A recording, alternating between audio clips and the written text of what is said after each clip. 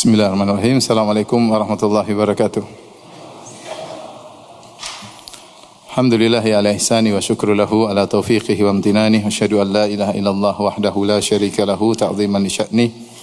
Wa asyhadu anna Muhammadan abduhu wa rasuluhu da'ila ridwani. Allahumma salli alaihi wa ala alihi wa ashabihi wa ikhwani.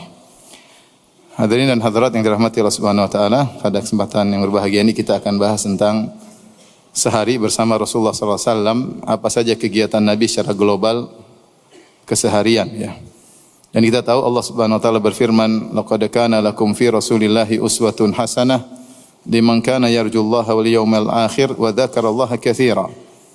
Kata Allah Subhanahu wa taala, sungguh pada diri Nabi SAW ada teladan yang hasanah, yaitu yang baik, maksudnya teladan yang terbaik. Karenanya ini konsekuensi dari Nabi dijadikan sebagai teladan. Karena dia dijadikan teladan oleh Allah Subhanahu wa taala, maka harusnya dia yang terbaik, dan kenyataannya demikian. Rasulullah SAW adalah teladan terbaik dalam segala hal. Dalam segala hal. Kemudian kata Allah, liman kana yarjullaha wal yawmal akhir. Teladan yang terbaik bagi siapa? Bagi orang yang berharap bertemu Allah di surga kelak dan berharap mendapatkan surga pada hari kiamat kelak.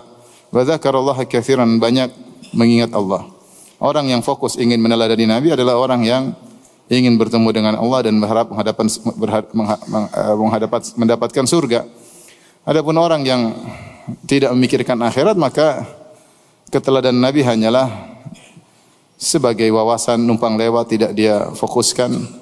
Makanya Allah mengatakan, laqad kana lakum fi Rasulillahi uswatun hasanah liman kana yarju Allah wal yawmal akhir.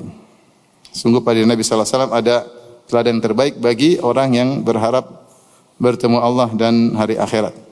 Konsekuensi orang yang memikirkan akhirat, maka dia berusaha untuk meneladani Nabi sallallahu alaihi wasallam.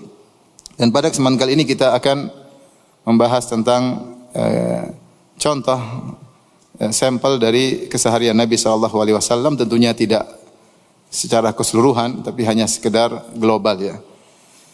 Kita mulai dari subuh hari Nabi sallallahu alaihi wasallam. Adalah Nabi sallallahu alaihi wasallam salat subuh di awal waktu, sebagaimana dalam hadis ketika Rasulullah SAW ditanya, hadis Ibnu Mas'ud, ayul amali ahabbu ilallah, amalan apa yang paling dicintai oleh Allah Subhanahu wa taala? Maka Nabi berkata, as-salatu ala waqtiha, salat di atas waktunya. Banyak ulama menafsirkan yang dimaksud dengan salat ala waqtiha yaitu as-salat fi awwali waqtiha, ya. Salat di awal waktu. Karena waktu salat adalah waktu yang muassa dari awal sampai akhir, ya. Oleh karena yang mulia yang mana adalah yang pertama. Dan itu dicontohkan oleh Nabi sallallahu alaihi wasallam. Nabi selalu salat di awal waktu, kecuali ada kebutuhan khusus. Contohnya seperti ketika zuhur sangat panas, maka Rasulullah SAW mengatakan abridu bis salat. Seperti di Hijaz yang kondisi sangat panas, maka Rasulullah SAW suruh untuk salat zuhurnya ditunda menjelang asar, karena kalau di awal waktu sangat panas, kemaslahatan khusyuk lebih utama, oleh karenanya ditunda. Demikian juga Isya, Rasulullah SAW ingin ditunda, tapi Rasulullah SAW melihat kondisi jamaah, idza ra'ahum mujtama'u ajjal wa idza ra'ahum abta'u akhar. Kalau Rasulullah lihat para sahabat sudah kumpul, Rasulullah segera salat Isya. Kalau Rasulullah melihat mereka lambat, Rasulullah tunda. Tapi secara umum salat-salat yang lain Rasulullah SAW salat di awal waktu. Makanya salat subuh disebutkan Rasulullah SAW selesai salat subuh bi ghalas, yaitu ketika remang-remang, ya.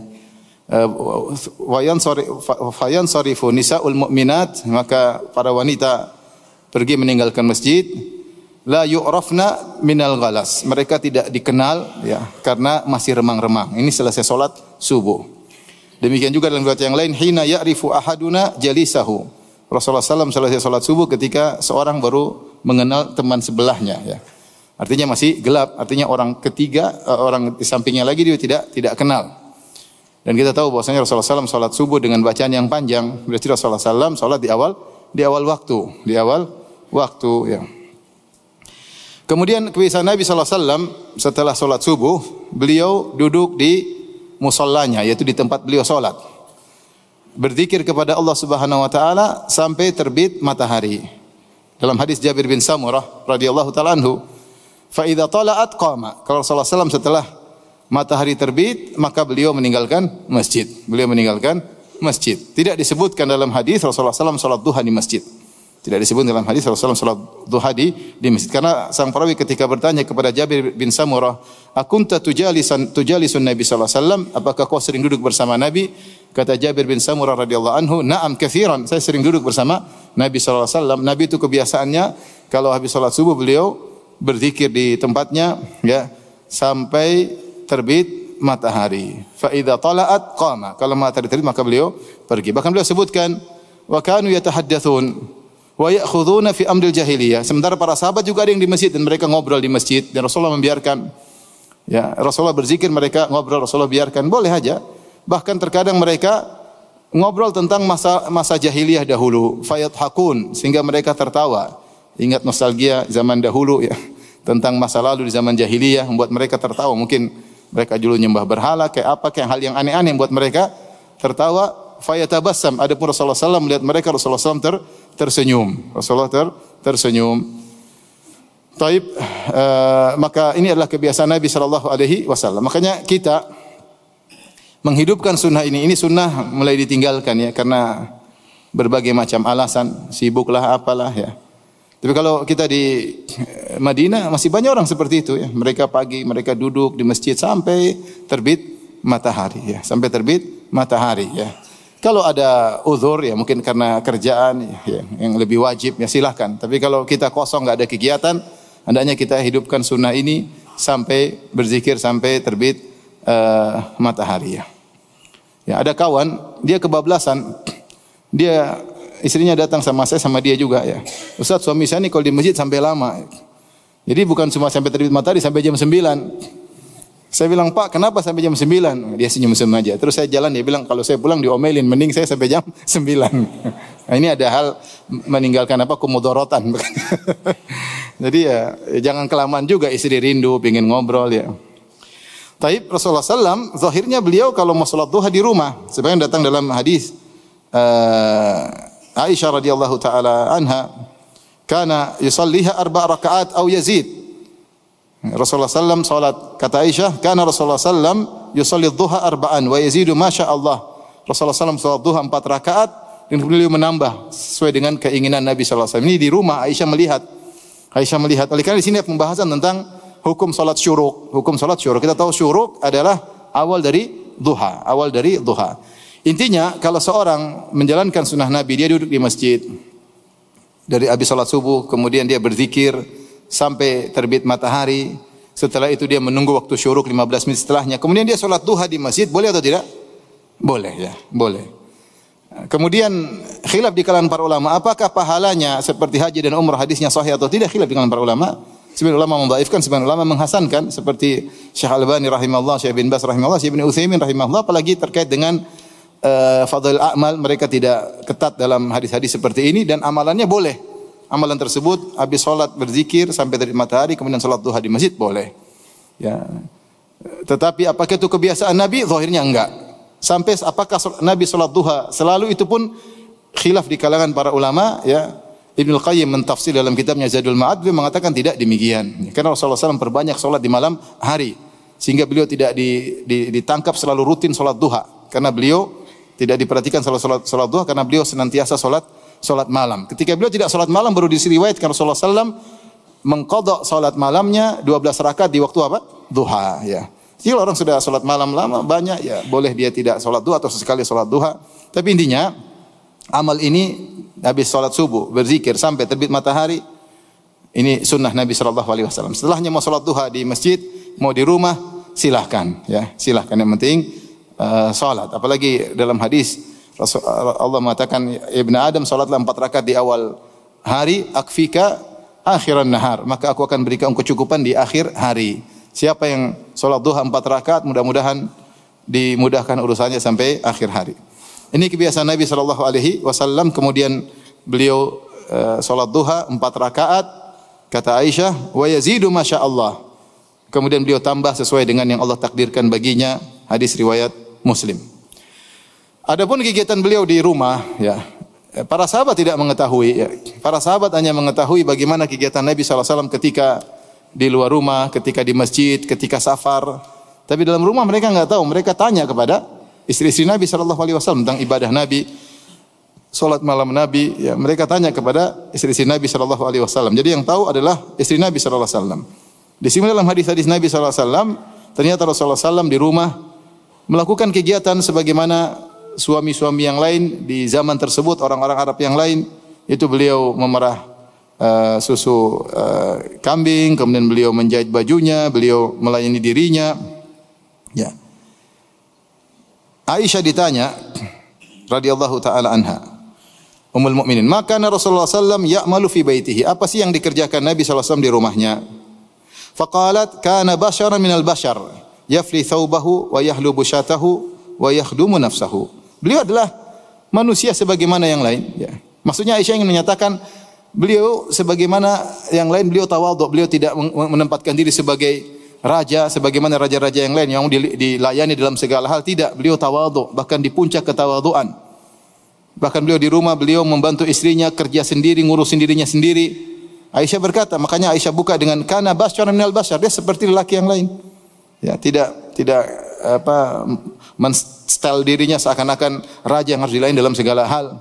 Duduk manis, kemudian kaos kaki dibuka, ya, kemudian gigi disikat.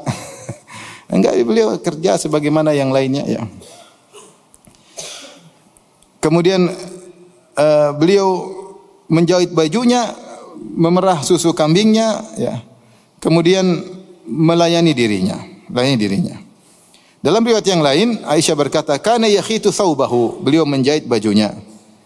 Wa yakhsifu na'lahu, dan beliau menjahit sendalnya. Itu sendal dari kulit ditempel, digabung, kemudian dijahit. Jadi agak tebal. Rasulullah kerjakan, ya, namanya yakhsifu na'lahu. Wa ya'malu ma ya'malu rijal fi buyutim. Sebagaimana suami-suami yang lain, para lelaki kerjakan di rumah mereka. Dalam riwayat yang lain, kata Al-Aswad, sa'altu Aisyata ma kana Nabi sallallahu alaihi wasallam yasna'u fi baitihi. Aku bertanya kepada Aisyah, apa yang dikerjakan oleh Nabi di rumahnya? Qalat, Aisyah berkata, kana yakunu fi mihnati ahlihi. Rasulullah SAW membantu istrinya. Mihnati ahli fi khidmati ahlihi. Rasulullah membantu istrinya. Fa idza hadaratis salatu kharaja ila salat. Kalau tiba waktu salat, beliau langsung pergi menuju salat. Ini perhatian bagi kita para suami, bahwasanya memang benar para wanita, ya, dianjurkan untuk berkhidmat kepada suami, ya, dan itu kebiasaan para sahabiyat, ya. Seperti diriwayatkan dari Fatimah radhiyallahu taala anha, bagaimana beliau membantu Ali radhiyallahu taala anhu, ya. Kerjaan dilakukan oleh Fatimah datang dalam riwayat-riwayat dalam Fathul Bari disebutkan, ya, kata Ali radhiyallahu anhu, kanat indi Fatimatu bintu Nabi sallallahu alaihi wasallam, ya. Istri saya Fatimah, putri Nabi sallallahu alaihi wasallam.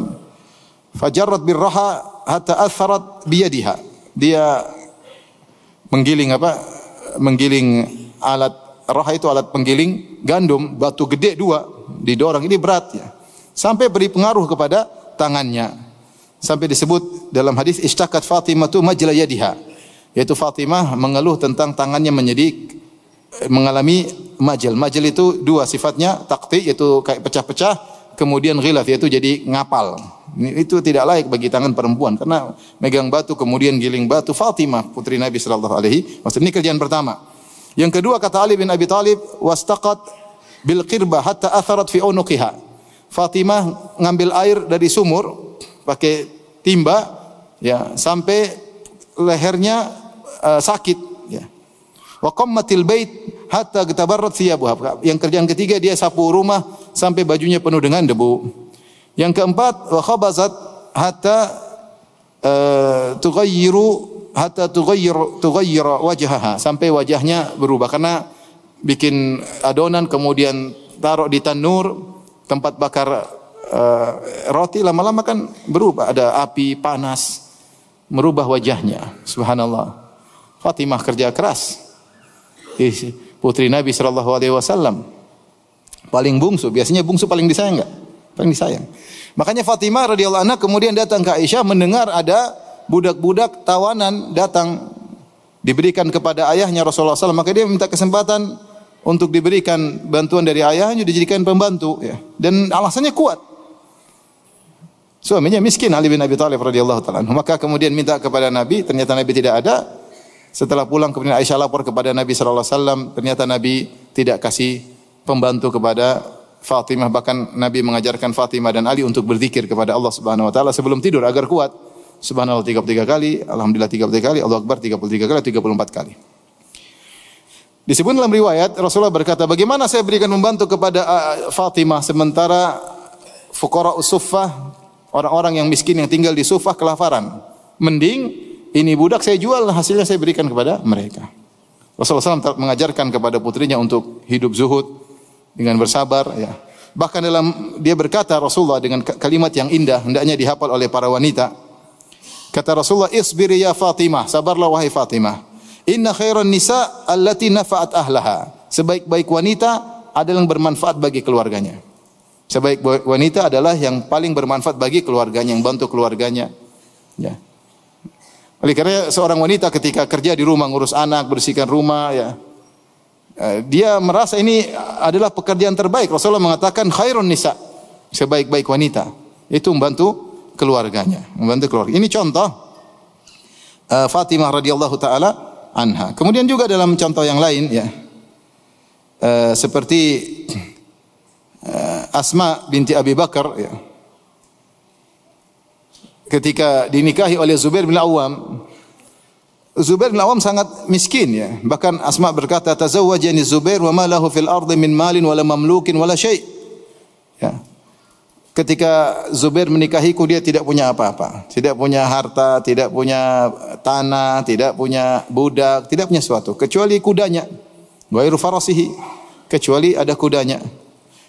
Fa kuntu a'lifu farasahu wa akfihi mu'natahu wa asusuhu adukun nawa linadhihi wa alifuhu wa astaqil ma wa akhrizul gharbahu wa ajinu lahum, dan seterusnya. Beliau berkata, maka saya bantu Zubair, saya yang kasih makan kudanya dan saya yang mengurusi kudanya. Wa asusuhu, yaitu saya urusin, saya kasih makan, saya kasih minum, saya latihkan, namanya siyasatu al-faras.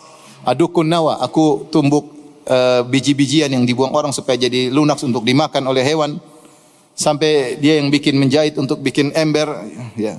Jadi kerjaan ya.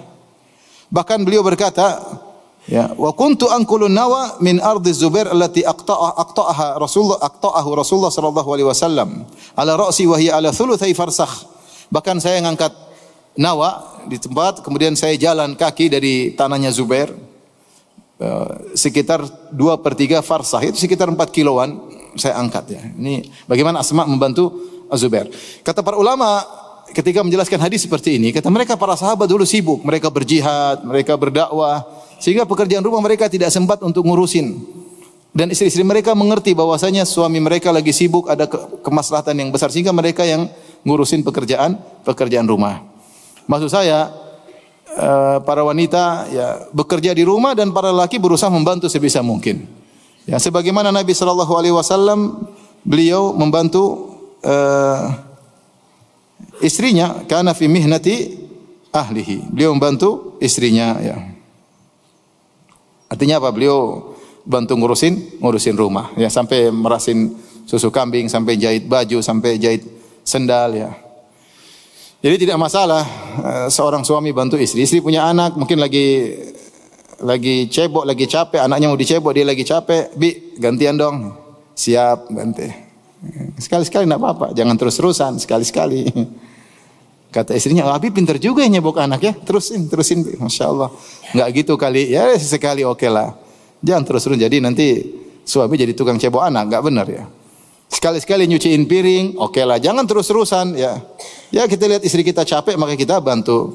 Kita tawadhu terhadap istri sebagaimana Nabi SAW tawadhu terhadap apa? Istrinya. Ya. Mau bilang Aisyah kerjaannya apa sih? Enggak ada anak. Artinya Aisyah bisa ngerjain semua, bisa enggak sebenarnya? Bisa, enggak ada anak. Kalau Aisyah susu bisa aja Rasulullah begitu ya. Tapi Rasulullah enggak begitu. Apalagi istri kita yang ada anak, yang urus anak, tentu uzurnya lebih besar. Ini Aisyah yang enggak punya anak saja, Rasulullah yang jahit baju, jahit sendal, kemudian merah susu ya.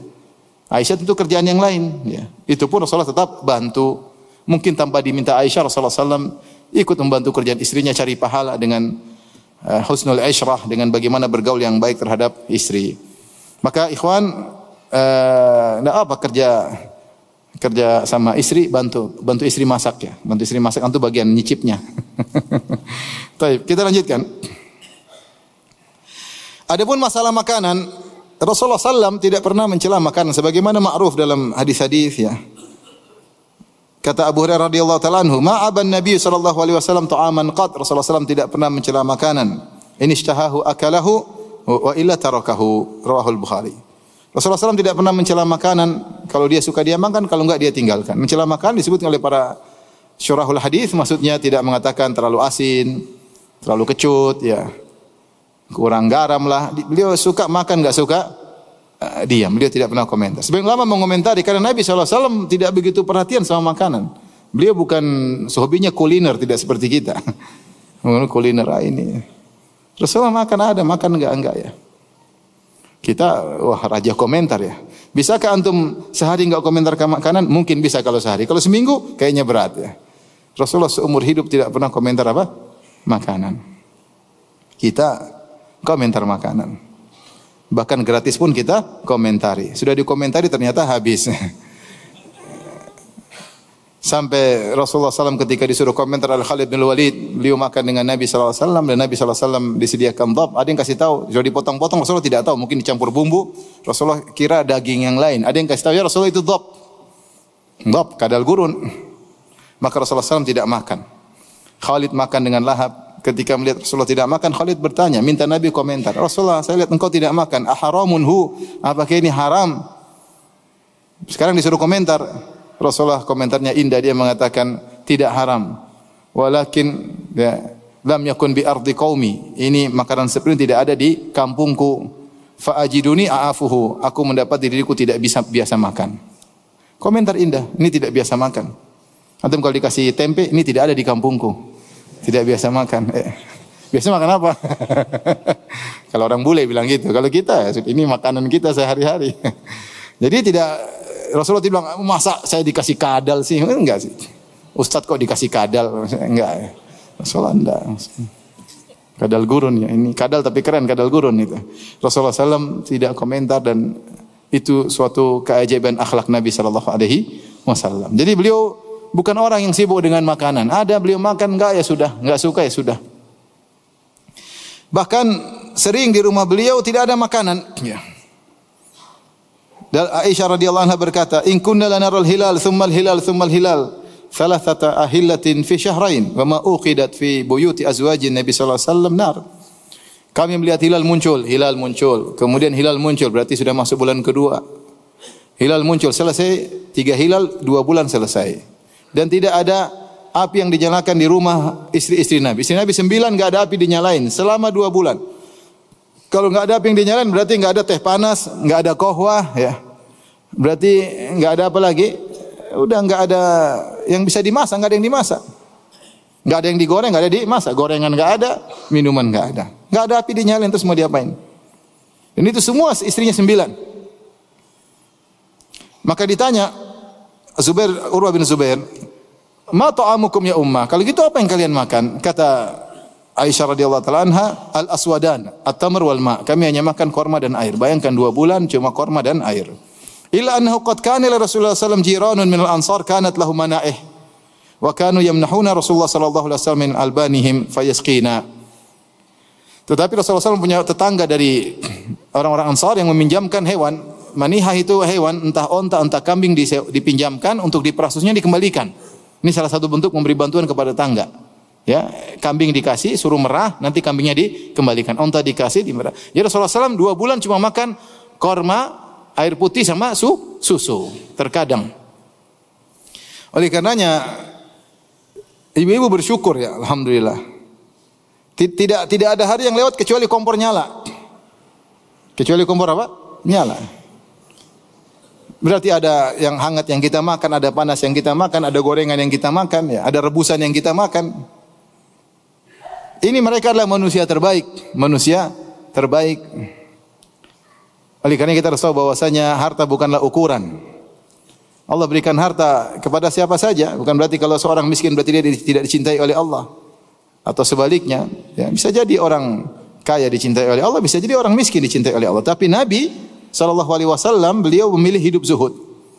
Bahkan di antara mukjizat Nabi disebut oleh sebagian ulama yaitu komitmen dalam zuhud, konsisten. Rasulullah SAW tidak pernah senang-senang berfoya-foya sehari pun enggak pernah.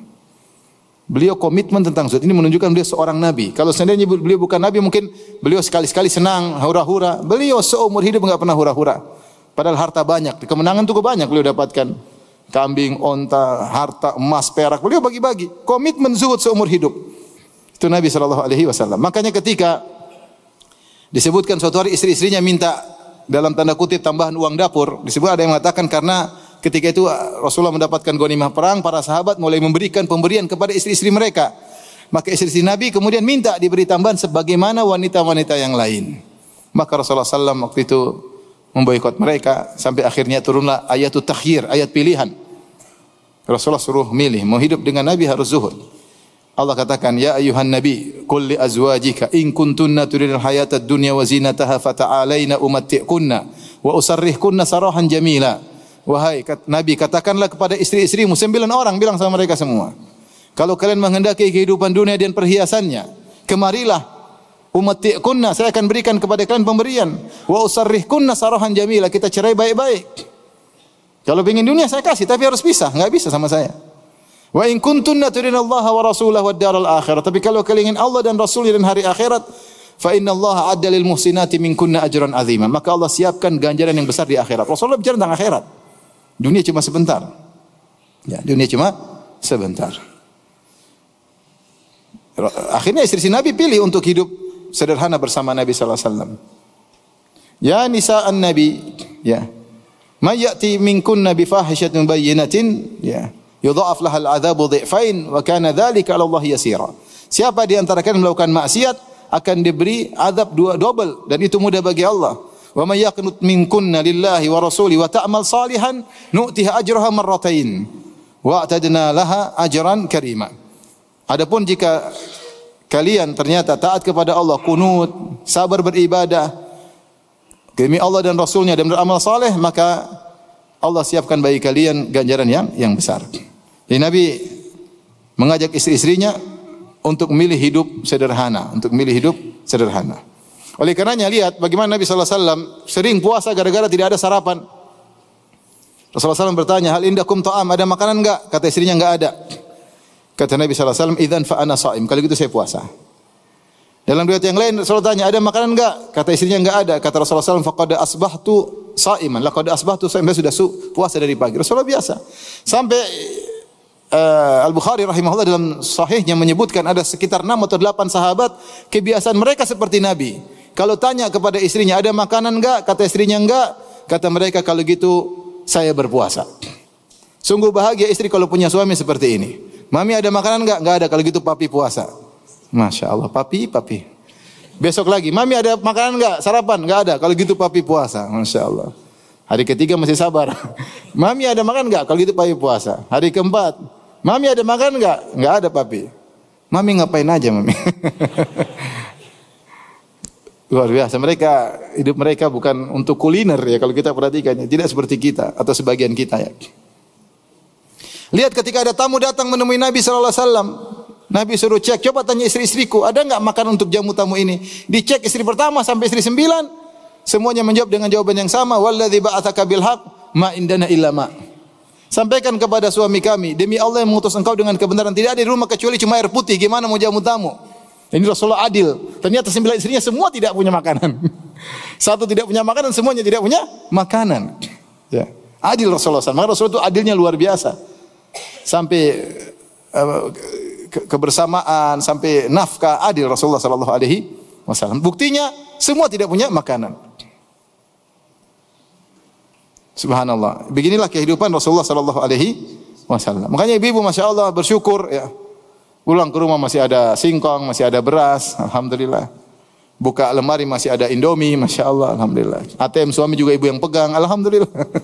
Terus apa lagi mau ngomel-ngomel? Udah bersyukur pada Allah Subhanahu wa. Tinggal ibadah. Lihat Rasulullah SAW rumahnya sederhana. Sampai mau sholat aja nggak ada space. Sampai Rasulullah SAW kalau mau sholat harus sentuh kaki Aisyah radhiyallahu anha supaya ditekuk supaya ada space untuk sujud. Kita rumah besar, space untuk sholat di mana-mana. Cuma yang sholat siapa itu masalahnya. Di dapur kita aja bisa buat sholat besar dapurnya. Kamar mandi kalau boleh besar juga. Artinya tapi subhanallah. Yang penting niat mau sholat. Ini dalil bahwasanya kebahagiaan bukan rumah besar. Perhatikan ini nyata real. Bahwasanya kebahagiaan tidak harus rumah besar. Kebahagiaan tuh antara kita dengan Allah Subhanahu wa taala. Memang Nabi tidak bahagia, memang istri Nabi tidak. Mereka sangat bahagia dengan kesederhanaan yang ada. Tidak harus bahagia harus rumah besar, harus mobil mewah, enggak. Entah banyak orang punya rumah besar, mobil mewah tidak bahagia. Banyak sekali. Sudah lihat banyak orang kaya bunuh diri, narkoba, macam-macam. Masalah sana, masalah sini, kepala pusingnya banyak. Oleh karenanya, yakinlah bahwasanya harta bukan ukuran pemuliaan atau penghinaan Allah terhadap seseorang. Bisa jadi seorang kaya dimuliakan oleh Allah, bisa jadi dimurkai oleh Allah. Bisa jadi seorang miskin dicintai oleh Allah, bisa jadi seorang miskin dimurkai oleh Allah Subhanahu wa taala. Baik. Kemudian ini di rumah, kalau Rasulullah SAW keluar rumah, maka beliau memperhatikan para sahabat. Ya. Kalau beliau ingin mengumpulkan para sahabat, beliau kasih pengumuman dengan menyuruh seorang untuk berseru. Satu orang berseru, as-salatu jami'ah. As-salatu jami'ah maksudnya silakan berkumpul. Ya. Setelah ada azan, as-salatu jami'ah tidak digunakan untuk salat 5 waktu. Ya. Ya. Maka salatu jami'ah adalah seruan untuk mengumpulkan untuk perkara apapun. Ya. Karena untuk 5 waktu pakai menggunakan apa? Azan. Maka bisa jadi kalau mereka sudah berkumpul, maka Rasulullah SAW menyampaikan pesan kepada mereka. Bisa jadi Rasulullah SAW menasihati mereka, atau Rasulullah SAW ingin mengutus suatu pasukan perang, atau kirim mata-mata, atau Rasulullah SAW memberi wejangan kepada mereka, atau Rasulullah SAW mengabarkan ada syariat baru kepada mereka, cara mengumpulkan yang ada yang teriak as-salatu jami'ah, itu cara mengumpulkan di luar waktu salat 5 waktu. Kalau salat 5 waktu azan, ya. Kalau ada perkara yang genting, caranya as-salatu jami'ah. Kemudian Rasulullah SAW juga yatafaqqadun nas, yaitu ngecek-ngecek. Kalau bahasa kita belusukan tapi bukan pencitraan ya. Jadi Rasulullah tidak bawa tim ya, enggak. Rasulullah ngecek ya. Karena Rasulullah SAW kepala negara ketika itu dia harus ngecek. Ya, bagaimana kondisi masyarakat, bagaimana muamalah mereka. Ini dalilnya banyak disebutkan oleh para ulama. Contoh, seperti sebenarnya mengatakan kenapa Rasulullah SAW kalau salat Id lewat satu jalan pulang lewat jalan untuk mengecek, yatafaqqad, ngecek. Lewat sini pulang lewat jalan lain. Siapa tahu di tempat lain ada yang susah. Jadi Rasulullah ngecek-ngecek. Kemudian juga kenapa Rasulullah SAW sering ke Kuba setiap pekan, kulla sabtin masyian aw raqiban. Rasulullah SAW keluar dari rumah pergi ke Kuba setiap pekan, ada yang setiap Sabtu, yaitu berjalan kaki atau naik kendaraan. Ada yang mengatakan untuk sholat di Masjid Kuba dan untuk mengecek masyarakat di sekitar Kuba, karena Kuba jauh dari pusat kota di Madinah. Sehingga dia ngecek setiap pekan ada waktu ngecek para sahabat yang ada di sana. Yatafaqqad ya. Kemudian Rasulullah SAW juga menyungguh orang sakit. Ya, Rasulullah SAW menyungguh orang sakit. Ya. Seperti bahkan Rasulullah SAW menyungguh pembantunya Yahudi yang sakit. Kana gulamun Yahudiyyun yakhdimun Nabi sallallahu alaihi wasallam. Ada seorang remaja Yahudi yang dulu pernah menjadi pembantu Nabi. Dan Nabi kepala negara Muslim, pembantunya non Muslim. Kemudian sakit, Rasulullah dengar, Rasulullah datangi untuk dikunjungi, dijenguk. Bayangkan. Rasulullah tidak lupa dengan kebaikan orang, bahkan membantunya non muslim Rasulullah datang. Ternyata dia sakit, kesempatan Nabi untuk mendakwahi. Selama ini mungkin Rasulullah dakwahi dia tidak masuk Islam. Sekarang dia sakit, kesempatan. Kan dia berkhidmat kepada Nabi jadi bantu waktu lama, tapi ternyata enggak masuk Islam. Ketika dia sakit Rasulullah kunjungi, Rasulullah katakan aslim, masuklah Islam engkau. Dia tahu tentang ajaran Islam, dia tahu Nabi siapa. Maka dia lihat kepada ayahnya, takut ayahnya marah, ayahnya bilang ati Abul Qasim, taati si Abul Qasim, taati Muhammad. Maka dia pun masuk Islam. Jadi perhatian kita Rasulullah kunjungi pembantunya. Sama Rasulullah SAW kunjungi Anas bin Malik radhiyallahu anhu. Anas bin Malik siapa? Pembantu Nabi sallallahu alaihi wasallam. Ibunya Ummu Sulaim mendatangkan Anas, "Ya Rasulullah, hadza Anas yakhdumuka." Ya Rasulullah, Anas jadi pembantumu. Masih kecil. Tapi Rasulullah SAW datang ke rumahnya. Ya. Sampai Rasulullah SAW juga sholat di rumah tersebut. Rasulullah SAW ngecek-ngecek. Sampai ketika adiknya Anas, adik dari satu ibu lain bapak, ya, anaknya Abu Talha, masih kecil, mungkin umur 4 tahun kurang lebih. punya peliharaan burung, burungnya mati. Maka Rasulullah sempatin ngobrol sama anak kecil tersebut. Kata Rasulullah SAW, ya Aba Umair ma fa'alan Nughair. Wahai si Abu Umair. Bayangkan dia masih kecil dipanggil kunyah, ya enggak? Abu Umair, ya. Abu Umair. Ada orang sudah dia kunyah, misalnya namanya Pak Ijo, padahal kunyahnya Abu Saleh. Pak Ijo, ya Pak Ijo, Abu Saleh. Senang dipanggil dengan apa? Kunyah. Ini anak kecil, Rasulullah panggilnya dengan apa? Kunyah. Ya Aba Umair. Makanya teman-teman saya punya anak kecil masih 4 tahun dia dipanggil kunyahnya. Misalnya namanya siapa? Dipanggil ya Abu Sa'ad, ya Abu Fulan, padahal masih kecil. Katanya punya pengaruh, kalau diberi kunyah dia semakin mudah untuk memiliki kemampuan dan yang lainnya lah. Maka Rasulullah panggil ya Aba Umair, ma fa'alan Nughair wa Abu Umair, apa yang terjadi dengan si kecil burung yang kau pelihara yang mati, ya. Ya, Rasulullah sempatin ngobrol sama anak-anak, bagaimana perhatian Nabi bahkan kepada anak-anak. Demikian juga ya, Rasulullah sallallahu alaihi wasallam membantu orang-orang susah, ya. Seperti ada seorang wanita kana fi aqliha syai', agak terganggu kepala otaknya, Rasulullah ngobrol sama dia. Dia ingin ngobrol berdua sama Nabi di depan banyak orang, ya. Ini dijadikan dia oleh para ulama bahwasanya kalau berdua tapi di depan banyak orang tidak disebut khalwat karena tidak bersendirian. Rasulullah ngobrol sama dia padahal fi aqliha syai', otaknya terganggu. Tapi Rasulullah tidak sombong, tidak angkuh, Rasulullah biarin. Sampai ada budak jariyah mengambil tangan Nabi dibawa. Kata Rasulullah, biarkan bawa aku, silahkan ke lorong mana di kota Madinah. Rasulullah biarkan dirinya dibawa oleh seorang budak wanita.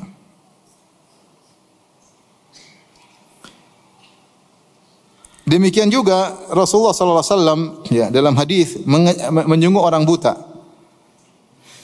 Dari Jabir bin Abdullah radhiyallahu anhu beliau berkata, qala Rasulullah sallallahu alaihi wasallam, intaliqu bina ila al-Basir alladhi fi Bani Waqif na'uduhu. Marilah kita pergi ke Basir yang ada di Bani Waqif, kita jenguk dia. Wa kana rajulan a'ma, dan dia seorang yang buta. Rasulullah SAW sengaja untuk menjenguk orang buta.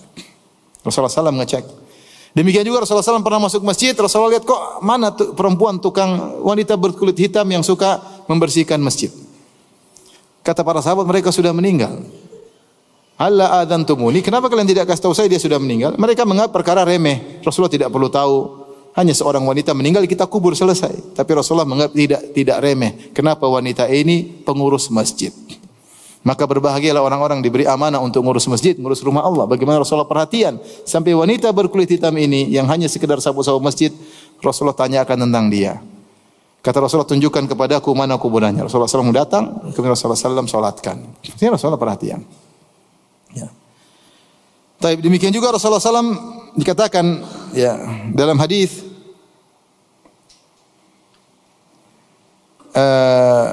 Rasulullah SAW mengecek ya, atau di dalam hadis disebutkan wala ya'naf an yamshiya ma'al armalah. Rasulullah SAW tidak merasa sombong kalau harus menemani seorang janda, ada urusan.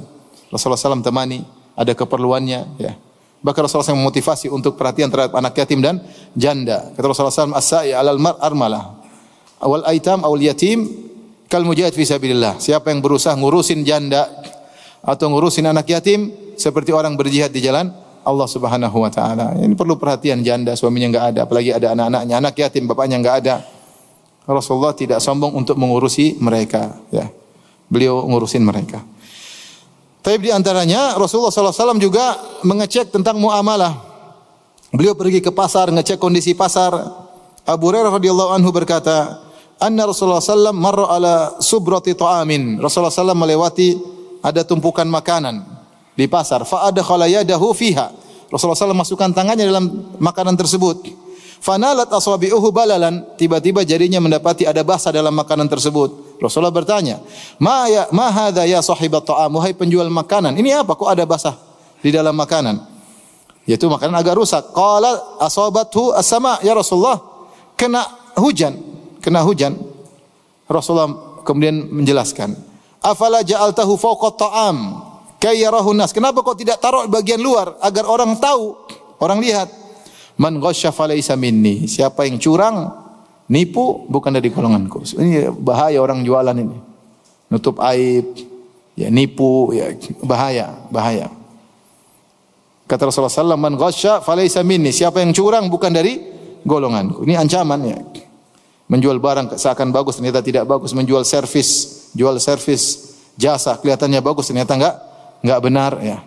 Tadi saya baru ketemu orang Ustaz, ada yang jual travel, katanya jual umrah setara. Hotel ini setara, padahal setaranya beda jauh ya. Cuma setara sama-sama di Mekah. Subhanallah, zalim seperti ini. Ini enggak benar, ini penipuan. Menipu, yang ditipu tamu-tamu Allah ya. Dia untung, ujungnya nanti dia binasa. Gimana melakukan penipuan terhadap tamu Allah di tanah haram? Ini saya ingatkan kepada para pemilik travel. Pemilik travel itu jual jasa. Kalau dia tidak sesuai berarti dia nipu. Seperti jual barang, kalau barang tidak sesuai orang marah enggak? Orang marah, jasa tidak sesuai orang marah. Yang ditipu tamu-tamu Allah. Tipuannya terjadi di tanah haram. Ngeri. Makanya saya bilang travel itu usaha surga dan neraka, hati-hati. Ngeri ya. Ya. Hati-hati. Terus tidak siap, yang jadi masalah tidak siap rugi, itu masalahnya. Kalau ada rugi selalu ditimpakan kepada jamaah. Ada travel gini, terus qadarullah. Qadarullah. Sabar, Pak. Sabar. Kamu yang sabar rugi. Kok kita ruginya taruh sama kita? Harusnya kamu sesuai dengan apa? Iklan sesuai ya, sesuaikan. Kalau kamu rugi, kamu yang sabar, jangan suruh jamaah yang sabar. Kamu posisikan diri tidak mau rugi, selalu yang rugikan adalah jamaah. Ini enggak benar seperti ini. Kalau travel siap rugi. Hati-hati loh nipu tamu Allah Subhanahu wa taala. Kecuali first major ya beda, kalau jadi bencana kemudian hotelnya meledak ya itu lain cerita. Tapi kalau saya ditipu broker ya, terus kalau broker nipu kamu nipu saya, begitu maksudnya. Ya sudah, kamu yang ditipu, kamu yang rugi. Kenapa harus kita yang dirugikan? Jamaah.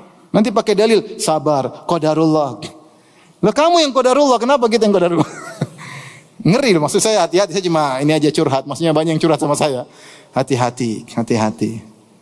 Untung semua sedikit, sebentar lagi habis, kemudian ujung-ujungnya hisab. Ngeri. Banyaklah ceritanya, cuma itu aja sekedar contoh. Jadi hati-hati, kata Rasulullah SAW, kenapa kau tidak letakkan di luar? Maka semua hal yang mempengaruhi harga harus tercantum. Mempengaruhi harga naik atau turun harus tercantum. Dalam iklan, dalam hal yang mempengaruhi harga harus tercantum. Jangan disembunyikan ya. Taib. Kemudian Abdullah bin Abi Aufa berkata, "Kana Rasulullah sallam yukthiru dzikr." Rasulullah sallam suka berzikir. Wa yuqillul lagwa, dan beliau mempersedikit lagwa. Ini ada khilaf di kalangan para maksudnya yuqillul lagwa, mempersedikit lagu. Ada yang mengatakan maksudnya Rasulullah SAW bercanda tapi tidak banyak. Yani yuqallil minal muda'abah. Rasulullah SAW bercanda tidak banyak. Beliau bercanda tapi tidak banyak. Ya.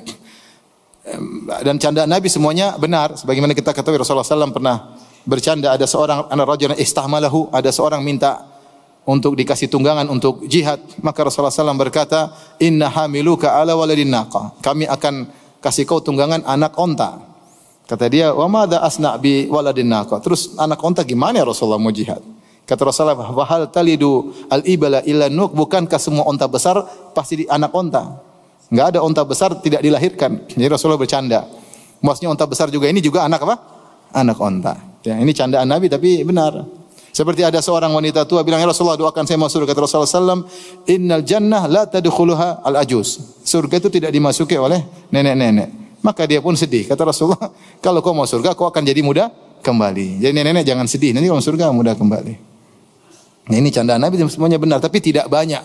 Rasulullah SAW yuqillul lagwa, tidak banyak bercanda. Ini tafsiran. Tafsiran yang lain mengatakan yuqillul lagwa maksudnya Rasulullah SAW rata-rata hadisnya jawami'ul kalim, yaitu padat, singkat dan padat. Ada hadis-hadis yang tidak singkat padat tapi tidak banyak. Kebanyakannya singkat dan apa? Padat. Ya.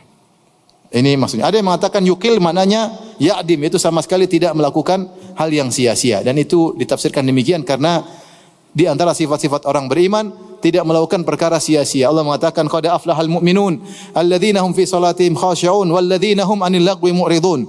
Sungguh beruntung orang-orang yang beriman yang mereka khusyuk dalam salat mereka dan mereka berpaling dari perkara sia-sia. Ini ciri orang beriman. Ini sangat dibutuhkan di zaman sekarang. Kita banyak terjerumus dalam perkara sia-sia, bukan perkara sia-sia, bahkan perkara haram, dengan interaksi dengan medsos, melihat yang haram, nonton yang tidak perlu, melihat aurat wanita terbuka, dengar musik, dengar ghibah, dengar namimah. Bukan lagi perkara sia-sia, bahkan perkara yang haram. Demikian ketika Allah menyebutkan tentang ibadur rahman, kata Allah Subhanahu wa taala, ya, ketika menyebut sifat-sifat ibadur rahman, ya. Wa idza marru bil lagwi marru kirama. Ketika mereka melewati perkara sia-sia, mereka lewat aja. Mereka lewat aja. Antum kalau lagi jalan ada orang dangdutan, lewat aja. Jangan ikut berdiri kemudian kepala ikut goyang, itu enggak benar. Lewat aja. Kalau antum lagi buka di dunia maya, ada yang tidak perlu antum lewati. Marru kiraman, jangan diklik. Kalau diklik imma sia-sia, kalau enggak sia-sia haram. Kita sia-sia sudah banyak kita lakukan. Bagaimana kita melihat ciri-ciri qad aflahal mu'minun? Padahal ciri-ciri orang beriman, orang-orang yang anil lagwi mu'ridun, berpaling perkara sia-sia. Wa idza marru bil lagwi marru kirama. Kalau melihat sia-sia mereka lewati. Sudah azan Isya? Sudah. Tapi kita lanjut habis ini insyaallah taala azan dulu. Jadi intinya hati-hati di antara sifat Nabi sallallahu alaihi wasallam yukthiru dzikr, suka berzikir. Lisan ini hendaknya kita sering berzikir ya. Ingat zikir dengan tasbih, tahlil, tahmid atau zikir mikirin makna-makna Al-Qur'an, makna hadis termasuk zikir. Karena thalabul ilmi termasuk apa? Zikir, memikirkan tafsir, memikirkan fikih itu zikir. Di antaranya zikir dengan lisan. Jadi usahakan kita pikirkan tentang agama. Itu namanya mengingat Allah Subhanahu wa taala. Wa yutilu salat, dan beliau memperpanjang salat. Wa yuksiru ayuqsirul khutbah. Ada yang mengatakan terkait dengan khutbah Jumat. Ya, khutbah Jumat disebut dalam hadis inna min fiqhir rajul, di antara fikih seseorang adalah memperpanjang salat, memperpendek apa? Khutbah. Dan itu benar. Orang kalau faqih, dia khutbahnya singkat padat, bermakna. Tapi kalau dia enggak faqih, ngalur ngidul, sana ke sini, ke sana ke sini, ke sana ke sini, akhirnya turun sakinah, jemaah pada ngantuk. Tidur. Kalau dia faqih harusnya singkat padat, salatnya yang panjang. Kemudian wala ya'nafu an yamshiya ma'al armal, Rasulullah SAW tidak merasa sombong kalau harus berjalan dengan seorang janda menemani keperluannya ya, mengenai keperluannya. Makanya perlu ada pendataan para janda, kita kasih bantuan. Dan ini di antara hal yang dianjurkan oleh Nabi sallallahu alaihi wasallam, ngurusin janda ya. Saya pernah ke kawan, dia punya asrama janda, Masya Allah, janda banyak situ. Tapi nenek-nenek banyak, tua-tua ya sudah. Tapi saya sempat ke situ. Dia punya ide luar biasa, bikin asrama janda. Luar biasa. Ya tidak semua janda ada yang ayomi, ya. Apalagi janda udah tua, siapa yang mau ngayomi?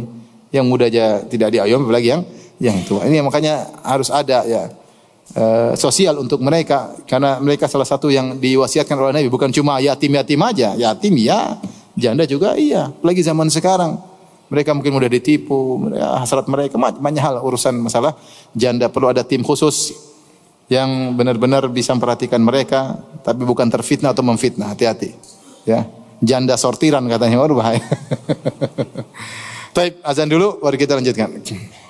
Jadi disebutkan sini wala ya'naf an yamshiya mal armala wal miskin fayaqdi lahul hajah. Beliau tidak enggan, tidak merasa sombong untuk berjalan bersama janda atau orang miskin, kemudian Rasulullah SAW menunaikan hajatnya.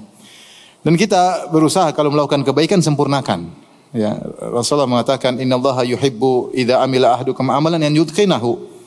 Allah suka jika seorang melakukan suatu kegiatan dia sempurnakan, jangan setengah-setengah kalau bisa. Kalau enggak bisa ya semampunya. Ada jadi saya punya kawan, dia punya bapak atau punya saudara, luar biasa. Kalau ada orang tanya, rumahnya itu di mana ya? Dia langsung nganterin pakai motor sampai ke rumahnya. Bukan cuma nunjuk sana sini, dia langsung nganterin. Kebiasaan dia. Orang tanya di mana, nganterin sampai ke depan rumahnya. Jadi orang senanglah sampai depan rumahnya. Maksudnya kalau kita punya kebaikan sempurnakan. Ya, kalau bisa sempurnakan. Bisa bantu orang miskin sampai selesai urusannya, bagus. Bisa bantu dia berobat sampai selesai sembuh, bagus. Ya. Sempurnakan sampai benar-benar hajatnya selesai. Makanya dikatakan fayaqdi lahu lahajah. Yaitu Rasulullah SAW sampai selesaikan hajatnya. Kalau bisa, kalau enggak mampu enggak apa-apa. Makanya Nabi mengatakan man naffasa kurbatan, ya. Siapa yang meringankan, nafas itu tanfis, bisa jadi hilang secara total, bisa jadi hilang sebagian. Tapi kalau bisa secara total kita mampu, lakukanlah, itu yang terbaik. Baik. Kemudian kalau ada permasalahan Rasulullah SAW diskusikan sama para sahabat. Bahkan diskusi sampai malam hari. Kita tahu di antara yang Rasulullah tidak sukai adalah tidur sebelum Isya dan ngobrol setelah Isya. Wa kana yakrahu an-nauma qablahu wal haditsa ba'dahu. Rasulullah SAW tidak suka tidur sebelum Isya, khawatir bablas sehingga Isya terlambat ya. Dan Rasulullah SAW tidak suka ngobrol setelah Isya, ya, karena ngobrol setelah Isya ini dampaknya banyak. waktunya panjang, lupa diri, kemudian akhirnya begadang, akhirnya salat malam lewat, salat subuh terlambat. Kecuali ada yang maslahat. Di antara maslahat yang memperbolehkan pembicaraan di malam hari sebenarnya ilmu. Setelah Isya pembicaraan ilmu enggak ada masalah. Para ulama sering begadang, diskusi di antara mereka di malam hari. Sampai disebutkan ada sebagian muridnya Imam Malik mendatangi Imam Malik menjelang subuh. Subhanallah, diskusi Imam Malik menjelang apa? Subuh. Ya, karena mereka ma'ruf, mereka begadang untuk menuntut apa? Ilmu, ya.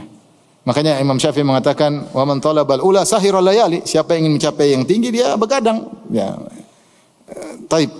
Atau karena untuk urusan kaum mukminin. Seperti Nabi ngobrol dengan Abu Bakar, kata Umar bin Khattab radhiyallahu anhu, "Kana Rasulullah sallallahu alaihi wasallam yasmuru inda Abi Bakar lailah." Ya. Kadzalika fil amr min amril muslimin wa ana ma'ahu. Rasulullah sallallahu ngobrol sama Abu Bakar semalam, ya, semalaman ngobrol.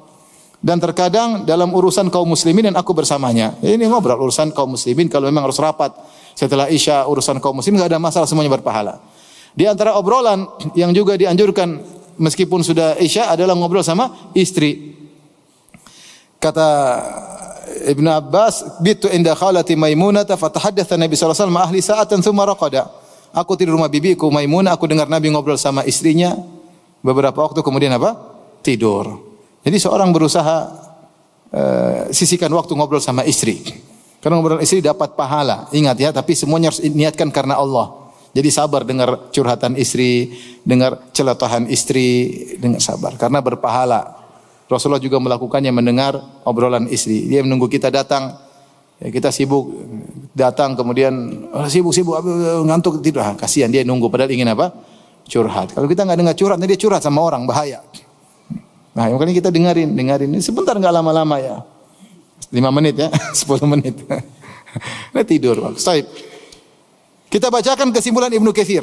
Ibnu Katsir berkata tentang akhlak Nabi di siang hari sampai malam. Beliau berkata, "Wa kana min akhlaqihi sallallahu alaihi wasallam," dalam tafsirnya, "annahu jamilul isyrah." Rasulullah SAW adalah orang yang mempergauli istrinya dengan indah ya. Rasulullah SAW mempergauli istri dengan indah dan istri lebih utama untuk dipergauli dengan indah daripada orang lain. Istri lebih utama untuk kita candain, istri lebih utama untuk kita atraktir, istri lebih utama untuk belikan hadiah, istri lebih utama untuk kita maafkan, untuk kita sabarin istri daripada yang lain. Jasa dia banyak sama kita. Maka seorang sabar mencari ganjaran di sisi Allah Subhanahu wa taala. Rasulullah SAW jamilul isyrah. Rasulullah SAW indah dalam bergaul bersama istrinya. Daimul bisyr, senantiasa tersenyum. Ya. Yudaibu ahlahu, kata Ibnu Katsir mencandai istrinya. Wa yatalattafu bihim, dan Rasulullah SAW lembut dengan mereka ya. Harusnya kita begitu. Keluar macan, di rumah kelinci, lembut dipegang. Jangan di rumah macan keluar apa? Kelinci. Ya, di luar. Kita harus lembut sama istri, di luar garang-garang dikit oke lah, tapi di rumah jangan terbalik. Di luar pengecut, di rumah garang. Ya. Wa yusi'um nafaqatahu. Kalau beliau ada kelebihan, beliau kasih lapang pemberian kepada istri-istrinya tentu dengan aturan. Wa yudhahiku nisa'ahu, dan beliau membuat istrinya tertawa dan beliau juga tertawa kepada istrinya. Ini sifat-sifat Nabi SAW. Paham? Yang selanjutnya ini antum enggak paham, dengar baik-baik. Wa yajtami'u nisa'uhu kulla lailatin fi baitil lati yabitu indaha Rasulullah sallallahu alaihi wasallam. Istri-istrinya ngumpul, ini antum susah paham nih. Istri-istrinya ngumpul di rumah istri yang jatah nginapnya. Jadi ngumpul bareng, terkadang makan bareng ya. Fayakulu ma'ahunna al-asya fi ba'dil ahyan. Terkadang makan malam bareng. Rasulullah kumpul dengan 9 istrinya makan malam bareng. Ini cuma wawasan ya, wawasan. Wawasan. Kemudian habis itu yang lain pulang, kemudian dia tinggal bersama istri yang jatah nginapnya. Subhanallah sallallahu alaihi wasallam, luar biasa ya. Tsumma tansarifu kullu wahidatin ila manziliha. Kemudian masing-masing balik. Rasulullah sallam adil seadil-adilnya Rasulullah sallam. Rasulullah tidak pernah membedakan satu dengan lain urusan mabit, tidak pernah. Tentang istri tua sudah tua, udahlah 2 hari aja, istri muda 5 hari, enggak boleh. Atau sebaliknya, mentang-mentang istri tua yang berkuasa 5 hari, istri muda 2 hari. Hisab miring hari kiamat, ya akhi. Hati-hati. Miring. Ketemu hari kiamat, jenggotan kok miring. Qadarullah. Terlambat, tidak bisa. Ngeri. Miring. Sampai Rasulullah SAW sakit, Rasulullah berusaha adil. Sampai dia sakit susah diangkat, dia menjalankan gilirannya sampai sakit Rasulullah adil. Pindah ke rumah satu, dia sakit capek dipapah tapi demi keadilan. Sampai Rasulullah, para istri-istrinya tahu Rasulullah SAW ingin di rumah Aisyah, mereka izinkan semua. Kalau semua izin enggak ada masalah. Tapi maksudnya Rasulullah berusaha untuk adil sampai dalam sakit parah, mau mati, Rasulullah SAW mau meninggal tetap berusaha menjalankan giliran apa? Giliran mabit. Ini sebagian kita poligami, satu tinggal di rumah, satu di garasi. Ya Allah, gimana ceritanya? Ya. Bangga istri saya 2. Satu di mana? Di garasi ya gimana? Garasi dibikin rumah-rumahan, nggak boleh gitu ya. Kalau nggak mampu lain cerita. Kalau mampu, dia ridho kok, bukan ridho itu, pasti terpaksa daripada kamu ceraiin. Ya. Kalau adik perempuan mau digitukan gimana? Kalau kakak perempuan mau digitukan gimana? Ridho kamu. Kakak kamu jadi istri kedua ditaruh di garasi. Yang benar aja. Taib, kemudian kata Ibnu Katsir rahimahullahu taala, wa kana yanamu ma'al mar'ah min nisa'ihi fi syi'arin wahid. Beliau satu selimut, satu kain, lipat barang-barang berdua. Itu begitu yang benar ya. Bukan masing-masing selimutnya sendiri. Satu menghadap utara, satu menghadap selatan. Satu menghadap utara main HP, satu menghadap selatan main apa? HP. Ketawa ke TV sama istri orang, repot. Mesra sama istri, bukan sama istri orang. Kalau telepon sama istri semangat. Gimana habibati, gimana sayang, gitu lagi. Ini habis sibuk. Kalau sama istri orang, kaif haluk ukhti, barakallahu fik. Ahsanallahu ilaik, Masya Allah. Langsung kreatif, inovatif. Setan memang ya. Sama istri, sibuk. Rasulullah SAW ngobrol sama istrinya, tidur selimut sama istrinya. Ya dha'an katifai rida wa inamul bil izar. Rasulullah SAW biasanya kalau ini ya ridanya dilepaskan, tidur pakai sarung. Wa kana idza shalal isya yadkhulu manzilahu yasmuru ma ahlihi qalilan qabla an yanam. Ngobrol sama istrinya sebentar sebelum tidur. Yu'anisuhum bidzalik, menyenangkan istrinya. Dari tafsir Ibnu Katsir rahimahullahu taala. Baik. Kalau tiba malam hari, maka Rasulullah SAW tidur di awal malam, kemudian beliau bangun di akhir malam. Dalam beberapa riwayat, di antaranya Rasulullah SAW bangun di sepertiga malam yang terakhir. Ada riwayat seperti hadis Ibnu Abbas, sepertiga malam terakhir Rasulullah bangun, kemudian salat sampai subuh. Ini itu kebiasaan Nabi SAW. Apalagi sepertiga malam terakhir adalah malam nuzul al-ilahi. Ya. Allah turun ke langit dunia dan Allah mencari hamba-hambanya. Hal min da'in fa'astajiba lahu, adakah yang berdoa akan aku kabulkan? Hal min sa'il fa'utiya su'lah, ada yang minta akan aku kabulkan? Hal min mustaghfirin fa'aghfirullah, apakah ada yang mohon ampun akan aku ampuni? Ini sepertiga malam. Bagaimana caranya? Yang terakhir kita hitung, kita dari azan maghrib sampai azan subuh. Azan maghrib sekarang jam berapa? 18 berapa? 18.16. Azan subuh 4.40 ya. Taruhlah gampangannya 6.30 sampai 4.30 taruhlah. Berarti dari maghrib sampai subuh 10 jam. Kalau 10 jam bagi 3 berarti 3 jam 3 sepertiga jam. Berarti 3 jam 20 menit kira-kira. 3 jam 20 menit. Kalau 3 jam 20 menit, iya 3 jam 20 menit kita tarik dari setengah 4 berarti kan dari setengah 5 berarti setengah 4, setengah 3, setengah 2. Tambah lagi 20 menit mundur, ya kira-kira 1 jam lewat 15 menit. Jam 1 lewat 15 menit atau setengah 2 lah. Itu sudah mulai sepertiga malam yang terakhir. Antum bangun jam 2, jam 3 oke. Itu sudah termasuk sepertiga malam yang terakhir. Mulai dari setengah 2-an kira-kira. Dalam riwayat yang lain, Rasulullah SAW terkadang bangun dicicil sampai 3 kali. Beliau bangun, terjaga, beliau salat malam 2 rakaat, kemudian beliau tidur lagi. Terbangun lagi malam hari, beliau salat lagi 2 rakaat, kemudian tidur lagi. Kemudian bangun lagi, jadi enggak ada masalah. Kadang dicicil, kadang langsung sekaligus, bebas. Yang penting ada salat. Yang penting jangan satu malam kita enggak salat sama sekali. Berusaha meskipun 2 rakaat. Sebelum kita bertemu dengan Allah Subhanahu wa taala, ada modal. Sebaik-baik modal salat malam, berkhalwat dengan Allah Subhanahu wa taala. Makanya para ulama menamakan surat Al-Muzammil dengan Zadud Da'iyah. Ya ayyuhal muzammil qumil laila illa qalila, wahai orang yang bersihut, bangkitlah engkau, salat malamlah engkau. Ini bekal untuk setiap kita. Di depan kita di siang hari banyak permasalahan. Kalau kita punya bekal, kita dekat dengan Allah di malam hari, insyaallah kita tegar menghadapi berbagai macam permasalahan.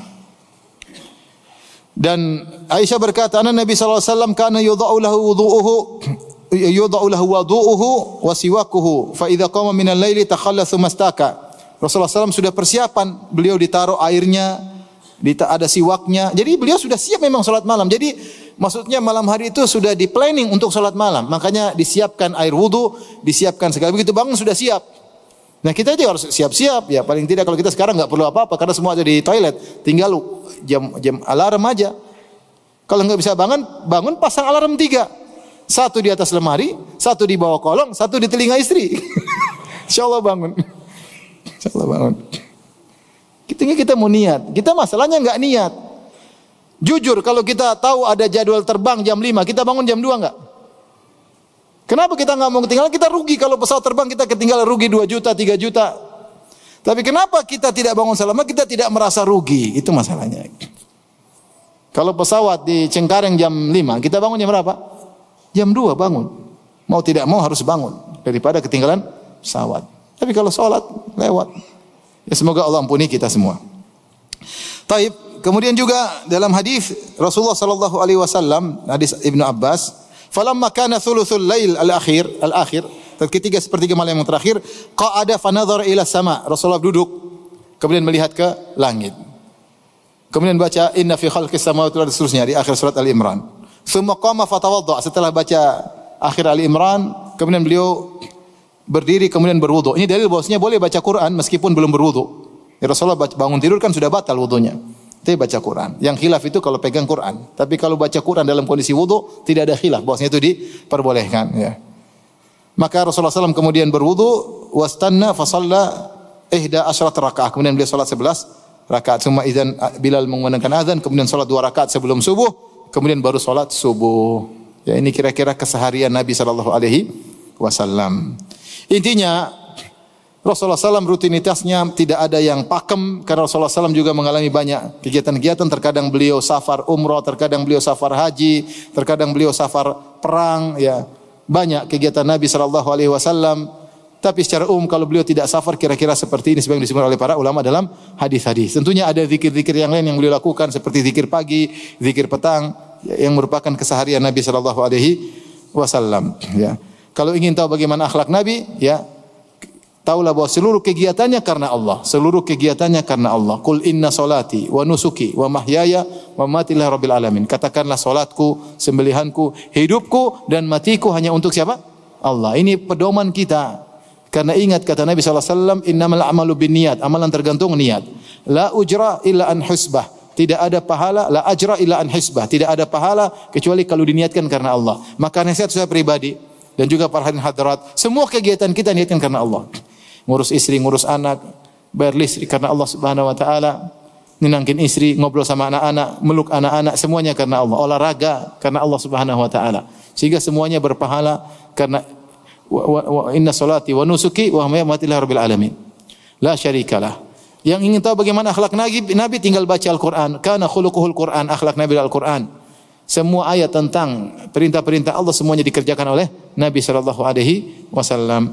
Demikian Allah taala alam bis-shawab. Demikian wabillahi taufiq wal hidayah. Assalamualaikum warahmatullahi wabarakatuh.